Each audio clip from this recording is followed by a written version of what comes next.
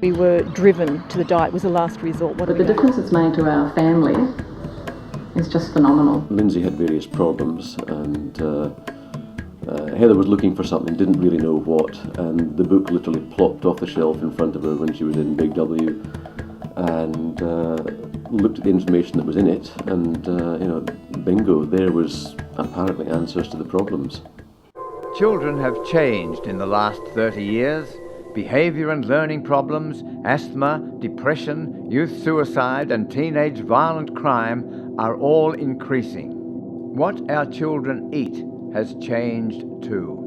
Supermarkets now control about 80% of our food, up from 20% in the 1950s. Their distribution chains encourage the use of additives in highly processed foods. As well, when fruit and vegetables are picked unripe for long shelf life, their chemical profile is changed. Sue Dengate has been writing and speaking to parents about the effects of food chemicals for more than 15 years. Parents assume that they will know if their children are affected by foods or that someone will tell them, but that's not what happens. As the level of potentially harmful food chemicals have slowly increased in our foods, their effects have crept up and have gradually come to be regarded as normal or as new illnesses that require medication. Sue's husband, Dr. Howard Dengate, is a food scientist concerned about the safety of food additives. Consumers don't realise that they're not protected. You see, food additives are not tested for their effects on children's behaviour and learning before they're approved, nor are they monitored afterwards. Food regulators tell us that so few children are affected by food additives that they are not worth worrying about. But that's not what the science says. Now, I think the science is completely compelling about the effects of food additives on children's health and behaviour. But you've got to remember that food regulators are strongly influenced by paid food lobbyists. So, how many children are affected? This is what happened when a sporting team went additive-free for 2 weeks. When I was asked to coach the local under-10 rep T-ball team, I asked the kids to go additive-free.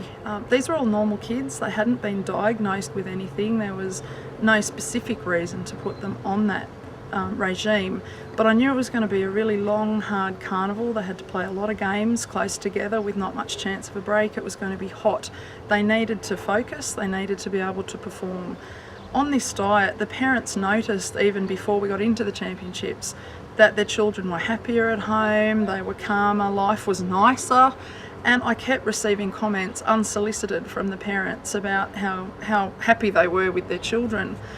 The end result was we played 9 games in 3 days. The kids were undefeated, convincingly undefeated. Nobody came within 12 runs of us in any game. We went into the final, they won by 15 runs. We had children from other teams, under 16s, under 19s, being sent over by their coaches, some of these kids state representatives, to see how the game should be played. They were all sent to watch this tiny team of T-ballers play the game the right way. It doesn't get any better than that. And this is what happened when a small school in northern New South Wales decided to go additive-free.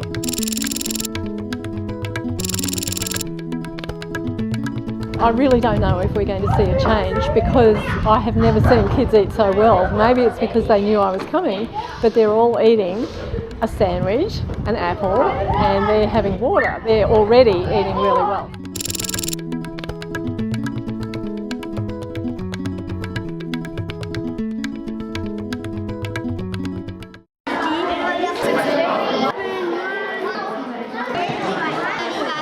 Synthetic antioxidants, look at those.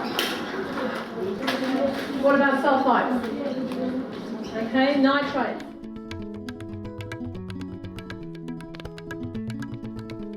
Parents have been asked to cut additives from the children's diets, and the school is providing additive-free breakfast at no cost.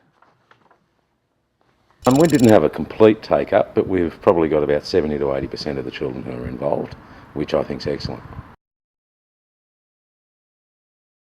Stop buying that junk food. Don't buy too much of these things that have colours and flavours in it. I'm just going to walk home, go tired, until Mum throw a red fridge. After 2 weeks of the Eating for Success program, staff and students have seen a difference. We found that feeding the children in the morning, the social aspect of that, school teaching is a caring role, but it gave an extra dimension to that, and we really enjoyed it. It's nice and it's healthy, and it makes us improve in our work. I used to be really naughty in class, and now I'm not naughty as much anymore. They've been a lot calmer, and they haven't been not working, and they haven't been yelling out in class. They've been all calm and all that, and they don't yell out in class. My brother used to usually always hurt me, but now he doesn't. It's my friends. They've been quieter and not as annoying. It's just been much more harmonious in the classroom, and that's had an effect on the classroom as a whole. Far more sociable and amiable with each other and settled.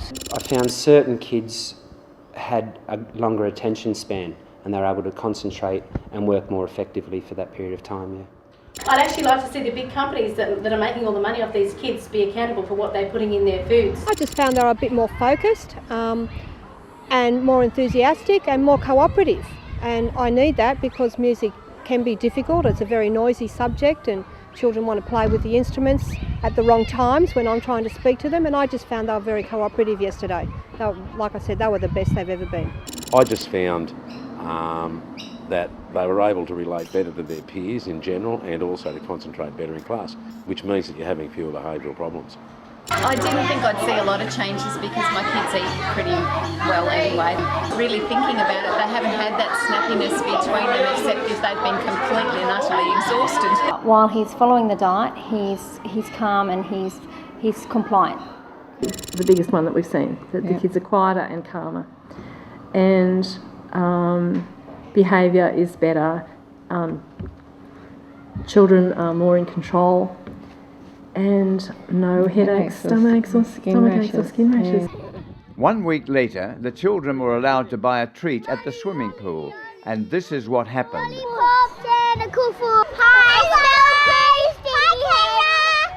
this is bad. This is bad food, you know. I know, it's very bad food, but it's tasty, you know that.